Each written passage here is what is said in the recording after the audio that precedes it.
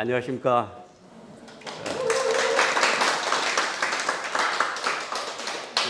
24년도 새내기로 입학한 브레인 트레이닝학과 송환구입니다. 저는 광운대에서 사회복지학과 석사를 하고 그다음 다른 학교에서 박사를 수료하고 이제 직업은 그 전에는 회사에 있다가 IMF 때 나와서 이제 그 전에 집에서 학원하고 어린이집을 하는데 어린이집을 좀 제가 나와서 확장을 해서 어린이집을 2002년도에 도봉구에서 민간 어린이집에서 제일 큰 어린이집을 짓어서 운영을 지금도 하고 있습니다. 뭐 아이들이 정원이 173명 1년 12달 풀 대기 상태였다가 지금은 40명대로 떨어져서 이거는 예상을 했지만은 이렇게 급속하게 낭떠러지기 마냥 할 줄은 제가 그렇게 예상을 못했어요. 그런데 이걸 예상하고 제가 관심을 가졌던 것은 이제 노인 문제에 대해서 제가 80년도 말 90년대 초에 앞으로 노인 문제가 대두될 때 그때마다 학자나 교수님들께서 많이 언급을 하셨어요. 그래서 이제 그러면은 어떻게 이것이 앞으로 우리나라가 가야 되는가? 그러면 요양원이란 뭔가? 이제 그래서 제가 찾아보는 게가 그 시절에 우리나라의 서울 시인은 제가 모르나 남양주 마석 수동계곡에 가면은 계곡에 있었는데 그때는 요양원이 그 계곡에 많이 있었어요.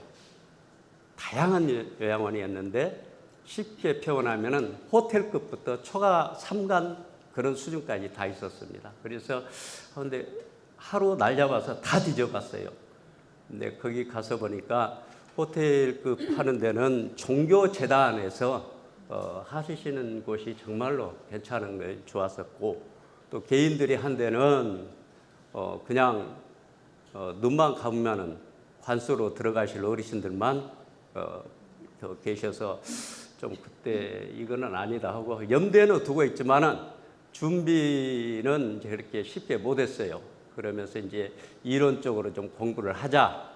그래서 이제 제가 사회복지 쪽에 눈을 돌려서 공부를 본격적으로 하고 그다음에 계속 마음속에는 두고 있었으나 어린이집 현실에 이제 운영을 하면서 또 신축을 하다 보면 또 자금력도 좀 부족하고 그래서 시간을 갖고 있다가 더 이상 안 되겠다 싶어서 2013년도에 부지를 확보해서 14년도에 노블레스 요양원이라는 것을 하나를 먼저 오픈했고 그러니까 올해 10년 차 이제 했고 그 다음에 운영하다 보니까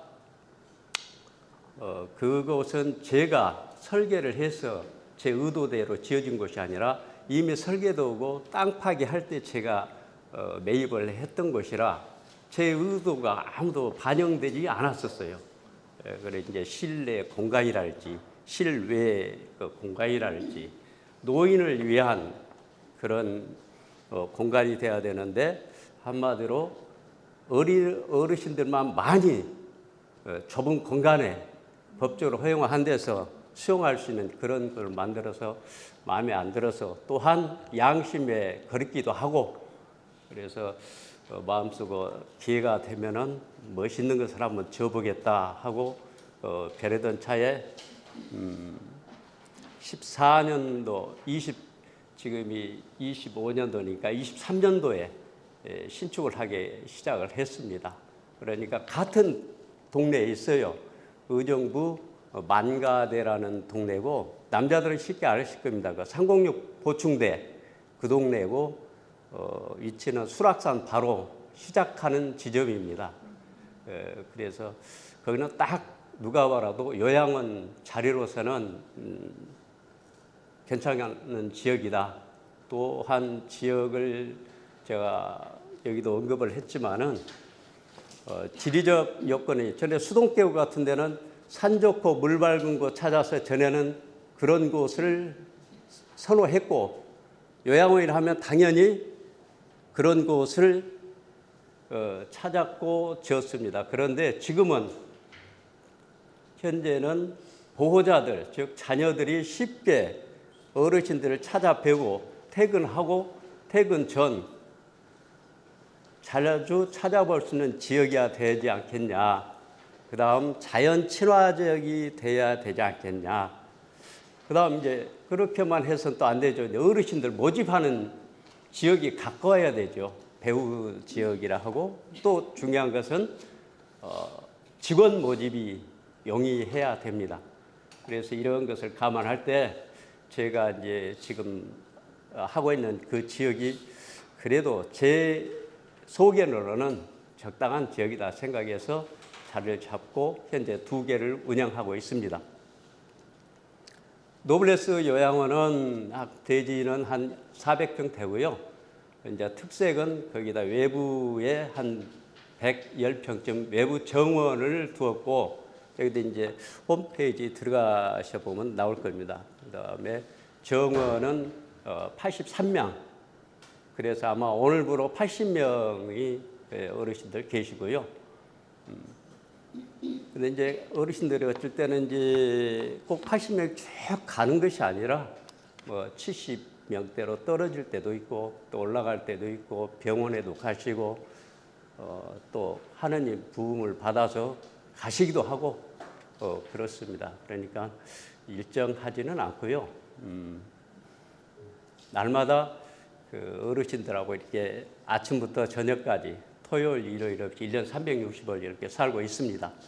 그래서 지금 여러분한테 말씀드린 것은 혹시나 요양원에 좀 뜻이 있거나 한다면은 제가 뭐 여기서 뭐 말하는 것보다 더 상세하게 뭐 도움을 줄 수 있는 길이면은 도움을 줄 수 있는 먼저 경험자로서 뭐 할 수 있다 이렇게 말씀드리겠고요. 여기 보면은 뭐 큰 내용은 없습니다. 저희들이 뭐 여기 계신 선생님도 전부 다 요양원 하면은 뭐 더 잘 알고 계시기 때문에 그러나 이제 첫째 요양원은 요즘까지 법으로는 소유자가 해야 돼요. 설립자가 소유자, 운영자 이렇게 돼야 된다. 그래서 쉽게 말해서 임차는 안 된다는 거죠. 그런데 임차가 가능한 것은 데이케어 센터라고 하죠. 요즘에 아침에 가셨다가 저녁에 오시면은 주간보호센터, 주야간. 그 다음에 재가 복지라 해서 요즘 골목마다 조그만 사무실에서 많이 늘어나는데 그거는 가능합니다. 근데 이제 그 방향은 제가 잘 모르겠고요. 어르신들하고 있는데 이제 신축을 제가 하다 보니까 제일 문제는 위치 선정이고요. 그 다음에 위치 선정이 되면 이제 자금 문제가 대두됩니다. 대한민국 땅값 만만치 않습니다. 이렇게 보면은 각 지역마다 다 다르겠지만은 가능한 한 싸고 좋은 곳, 싸고 좋은 곳을 골라야 하는데 이렇게 마음에 두고 기간을 한 5년쯤 하고 준비하면은 그것도 눈에 들어옵니다. 눈에 들어하고 이제 자금 문제는 우리들이 호주머니에 몇십억을 담고 있지는 않기 때문에 은행하고 잘 협의하면은 길이 보입니다. 길이 있고요. 저 같은 경우는 국민은행하고 해서 땅 부지 값하고 건축 비용하고도 국민은행에서 했는데 지금 우리나라는 그 장사하는 사람들 있죠. 브로커라고 하고 건물까지 다 줘서 직계비권까지 다 넣어줘서 이거 얼마에 해주마 내린실 그래서 하면 뭐 80억, 90억 뭐 이렇게 막 하는데 그 중에서도 이제 브로커라고 하는데 그런 비용이 많이 들어있어요. 그러지 말고 직접 신용보증기금 은행하고 찾아가서 나 이런 구상을 하고 있는데 좋은 방법이 없겠냐 해서 인간적으로 이야기하면 아마 길이 보입니다. 저 같은 경우는 의정부 신용보증기금 가서 신보증권을 끊어서 끊어주기만 하면은 은행에 가면 그만큼은 내줍니다. 왜냐하면 보증보험에서 보증을 섰기 때문에 뭐 은행에서는 뭐 돈 주는 데는 문제가 없어요. 그래서 보증보험만 잘 설득하고 구워 삶으면은 가능합니다. 근데 보증보험이 1년에 상반기, 하반기 그런 자금 계획이 있어요. 아무 때나 내준 것이 아니고, 자, 올해는 뭐 의정부 같은 거는 상반기에는 한 100억, 하반기에 100억, 그러면 상반기 때 되면은 6월까지인데 한 3월쯤 되면 다 마감이 돼버려요. 그러니까 연초에 가서 상담을 하셔서 잘 접촉하시면 될 것 같습니다. 그다음에 이제 건축 같은 것은 아무나 이게 건축할 사항이 아니에요. 누구나 뭐 빌라, 아파트 지은 건축업자들은 설계도만 하면 다 될 것 같으나 사실 설계도만 해도 누구나 가능한데 짓다 보면은 방향이나 크기나 뭐 이렇게 줄여야 할 것, 또 넓혀야 할 것, 실제로 이제 하다 보면은 그런 게 늘는데 중요한 것은 병원이나 요양원을 지어본 설계사에 의해서 또 시공하는 업체가 중요합니다. 그래서 현장에 그때 맞게 해야 되는데 기본적으로 요양원은 연면적 나누기 약 사람 인원 정원을 7.2평으로 그러니까 면적 건축 전체 면적에 나누기 7.2평 하면 대략 정원이 나옵니다. 그러니까 1인당 한 7평 잡으면 되고 저희들이 현재 노블레스는 정원이 83명이고요. 현재 24년도에 신축해서 오픈했던 것은 정원이 94명입니다. 근데 95명인데 담당자가 한 5cm 부족하다고 하나를 캔슬했어요. 그래서 94인실로 하고요. 하나는 어차피 해야 되는데 특별실이라고 특별실이 뭐냐면은 임종을 앞두고 아니면은 코로나 같은 전염성 질환에 계신 분들은 별도로 독립 이렇게 해야 하기 때문에 그런 방이 또 필요를 합니다. 그래서 어디나 특별 침실이라고 해서 그런 임종을 앞두는 어르신들을 보호하기 위해서 그런 분이 있고요. 근데 이제 저희들이 이제 요양원을 그렇게 하다 보면은 그러면 요양원은 이제 건축업자가 이렇게 지어서 하는데 저희 보통 한 1년 잡습니다. 준공검사까지. 그러면 1년 잡는데 다른 일반 건물은 간단합니다. 이렇게 뼈대 올라가고 뭐 여름 같으면 통유리 갖다가 그냥 하루만 그냥 막아버리고 하면 되는데 요양원이라는 노유자 시설이라서 건물이 소방부터 안전에 관한 사항이라 상당히 까다롭습니다. 또한 일반적으로 이런 건축물 하나 오르는데 도장을 관계 부서에 제가 23개를 맡았어요. 시청에 쫓아다니면서. 예. 23개 이상이 됩니다. 그래야 좋아, 공사해 이렇게 되지. 그거가 하나만 안 들어가도 공사가 안 됩니다. 이렇게 우리나라 법이 간단한 것 같더라도 굉장히 까다롭습니다. 그래서 요즘에는 또 기후 변화에서 또 지진까지 해서 더 어렵고요. 그 대신 어렵다는 것은 그만큼 자금이 많이 들어간다는 소리입니다. 그다음에 이제 이 요양시설 구성 운영 여기 잠깐 보시면은 첫째 이제 그 시설장이 있어야 되고요. 시설장이 1명이고요. 그다음에 사무국장이 있어야 됩니다. 이제 사무국장은 이제 입소자 50명 이상의 경우가 있어야 되고 50명 인원이 안 될 때는 없어도 됩니다. 여기는 의무적으로 직원 구성은 되어 있고, 그 다음에 복지사도 1명 이상 있어야 되고요.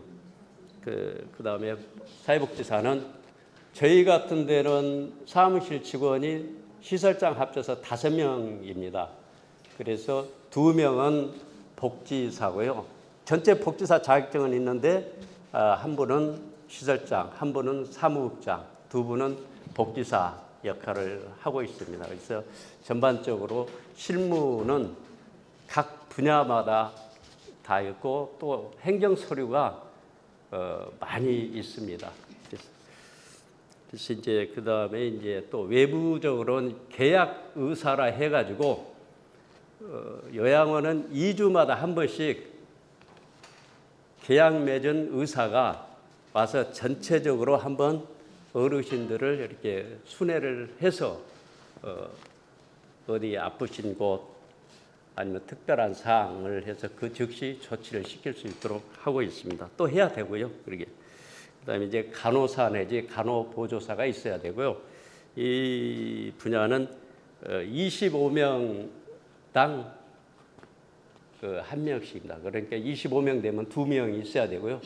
24명까지는 1명 있어야 되고, 저희들은 현재 4명씩 있습니다. 그 다음에 이제 또 물리치료사가 있어야 됩니다. 물리치료사는 입소자가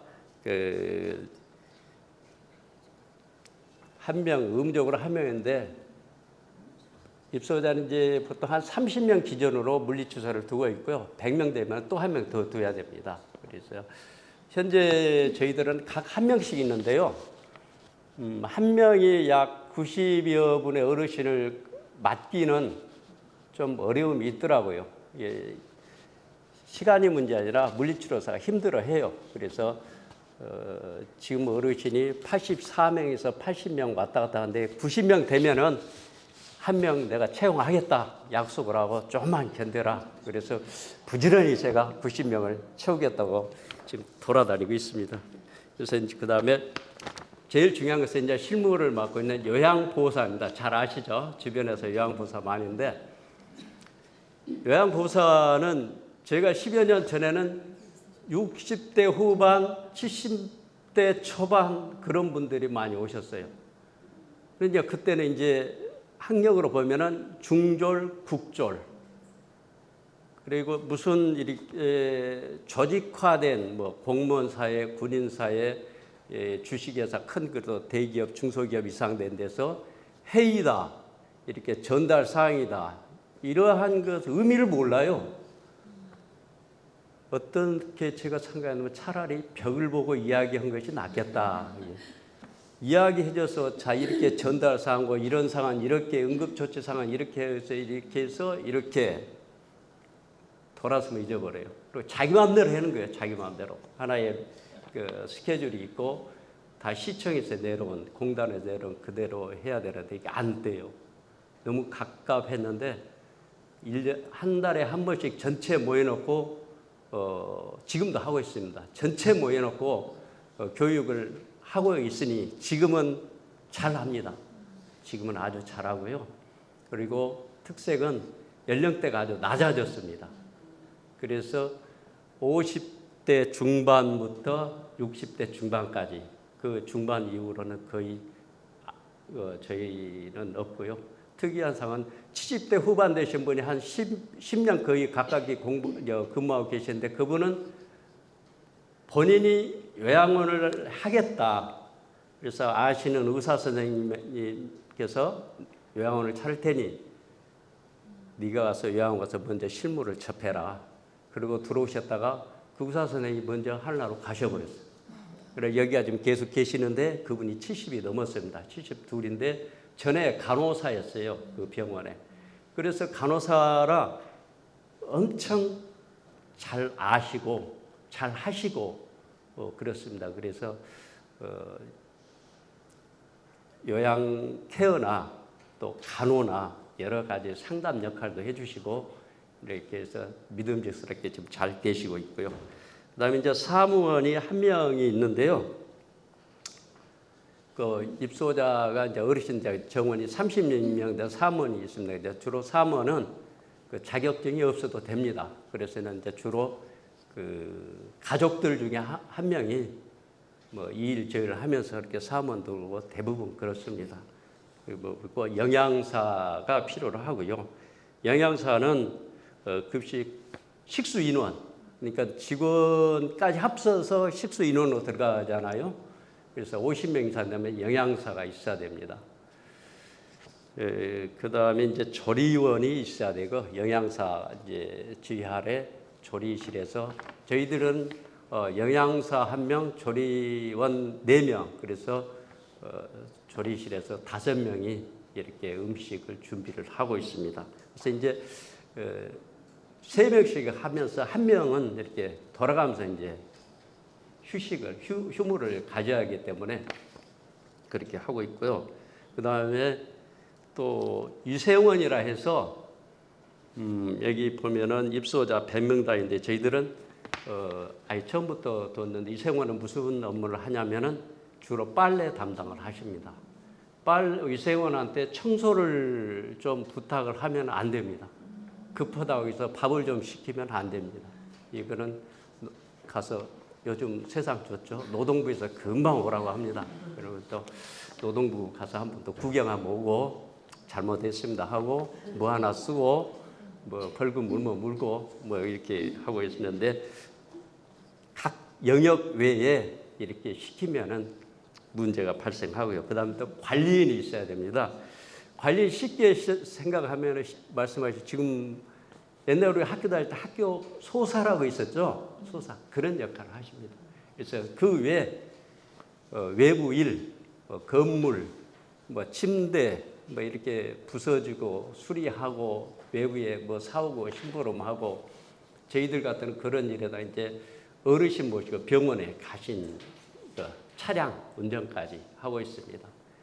그래서 이제 다른 조그마한 데는 간호사가 어르신 모시고 이렇게 가고 그렇고 하는데 저희들은 간호사는 어르신 옆에 타고 이제 병원에 가실 때 오실 때 그다음에 운전은 운전사 관리인이 하고 그렇습니다. 그래서 또 차도 그 자계자용 있잖아요. 휠체어차 이제 이것을 준비를 해서 지금 운영하고 있고요. 가능하면은 이렇게 갖출 건 다 갖추고 지금 시작을 한 지가 길게는 10년, 올해 10월이면 10년 차 돼가고요. 그러다 보니까 이제 또 요양원은 우리 학교도 마찬가지지만은 3년마다 평가를 받아요. 어느 뭐 공공기관 다 평가 받잖아요. 보건복지부에서 이제 평가단을 모집했고 훈련시켜서 오는데 저희 요양원은 3명이 오더라고요. 3명이 아침 8시 한 반쯤 들어온 것 같아요.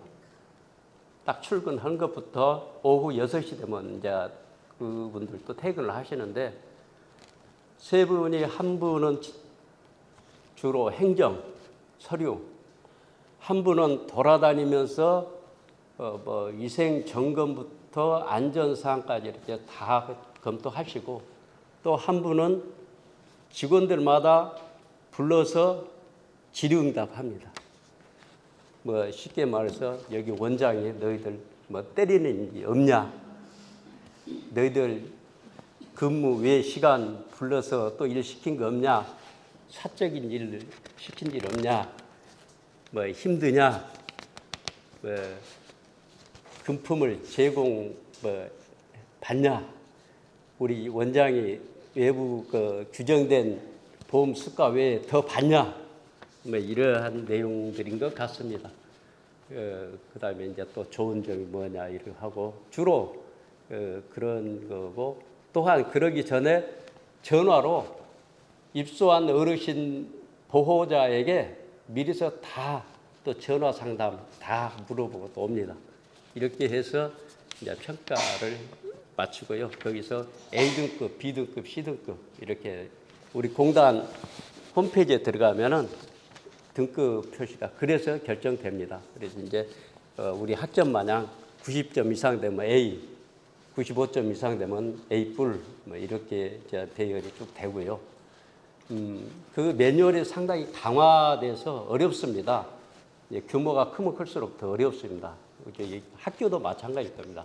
규모가 작은 데는 간단합니다. 얼른 맞춰주고요.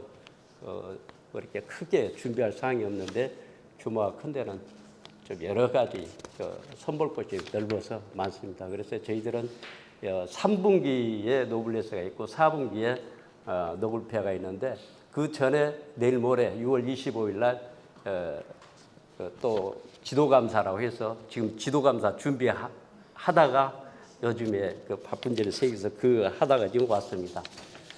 그러니까 일반 주식회사나 개인 회사 같으면은 내가 돈 벌어서 내가 투자해서 내 마음대로 쓰면 되지만은 국가 입장에서 보면은 공금입니다. 요양원 통장으로 들어갔다 하면은 공금이기 때문에 1원이라도 여기에 어긋나면은 사적인 사용이 된다면은 여기는 형사처벌, 형사 사건으로 들어갑니다. 그래서 상당히 법이 엄하고요. 그래도 엄해라도 또 쓰는 사람은 또 쓴다고 해서 언론에 자주 나오고 그러지 않습니까? 뭐 최근에 보면은 뭐 윤 누구 뭐 장모님 뭐 저쩌고 근데 제가 봐서는 그럴 수가 없고요. 사적으로 쓰기는 굉장히 힘듭니다. 왜냐하면은 매달 시청에 보고를 해야 되고 딱 보면은 금방 또 나오겠더니 이것도 뭐냐 해서 질의응답 가서 또 해명해야 되고요. 그러니까 사적으로 상당히 쓰기가 힘들고 그다음에 요양원 특색이 내가 아무리 잘한다고 해서 내 마음대로 보호자한테 돈을 한마디로 케어비를 받지는 못하잖아요. 보건복지부에서 정해준 그 금액대로 받습니다. 1원 하나도 추가도 못하고 대신에 서비스질은 높여야 되잖아요.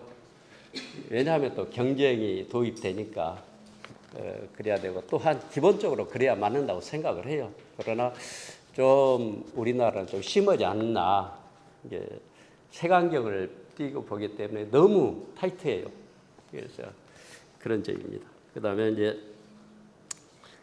어차피 이제 사회복지 학과 같은 경우는 다 배우겠지만 저도 이제 지난해 했지만은 1등급부터 5등급까지 공단에서 나와서 이제 등급을 해서 현재 우리나라의 그 30일 기준은 1등급은 약 271만 원쯤 됩니다.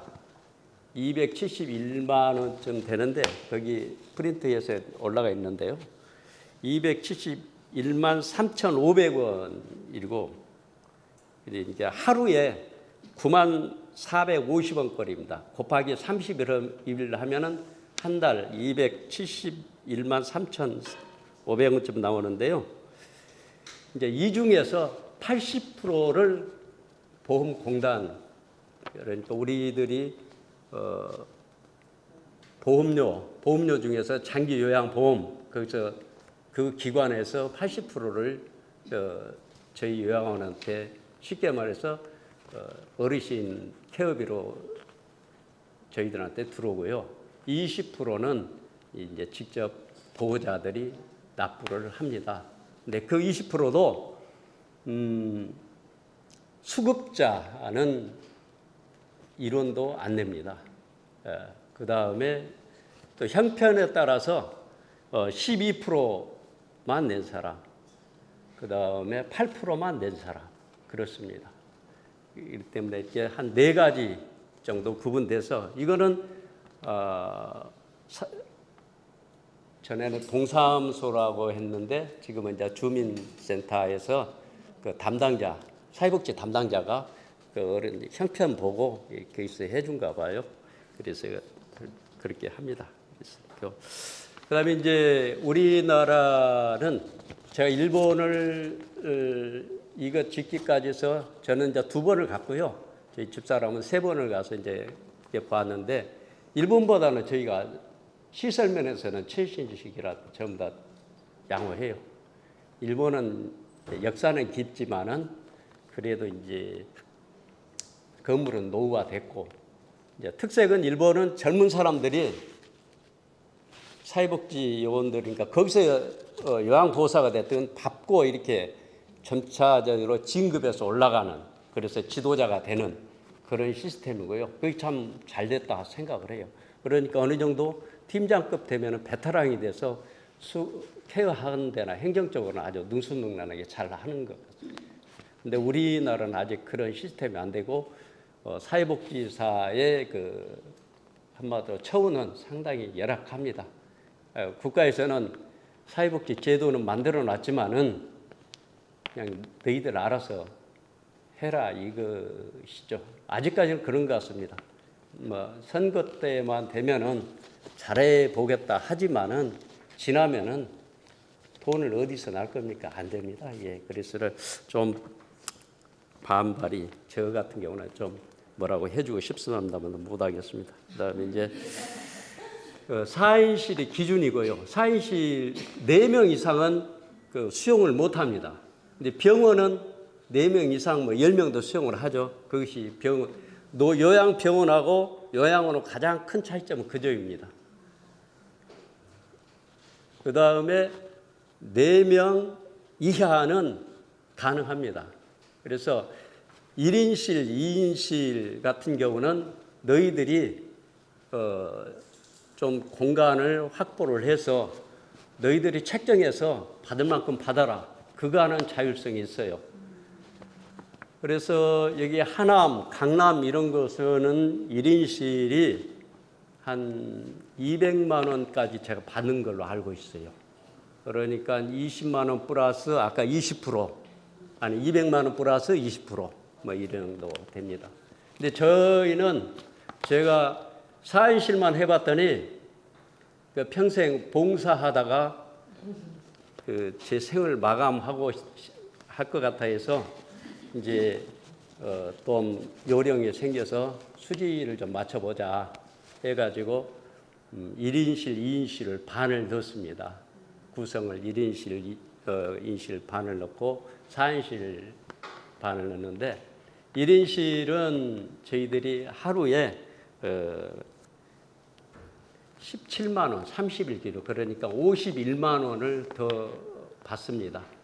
2인실은 36만 원을 더 받습니다. 이게 하루에 12,000걸이고 그래서 아까 말씀드린 20% 자기 부담 플러스 51만 원 1인실 쓰신 분은 그렇게 부담이 됩니다. 이제 거기다가 또 자율로 정할 수 있는 것은 식사비는 저희들이 자율로 정합니다.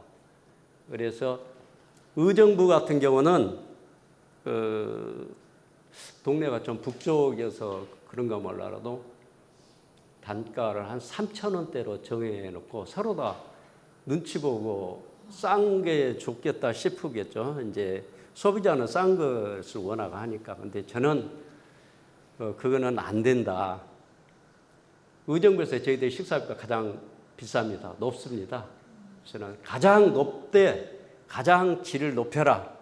그래서 저는 한 끼당 4,200원으로 책정을 해서 올해 25년도에 책정을 해서 그렇게 4,200원 곱하기 3 거기다가 간식비 오전 10시에 간식 한 번, 오후 3시에 간식 한 번에서 하루에 2,000원 간식비를 받습니다.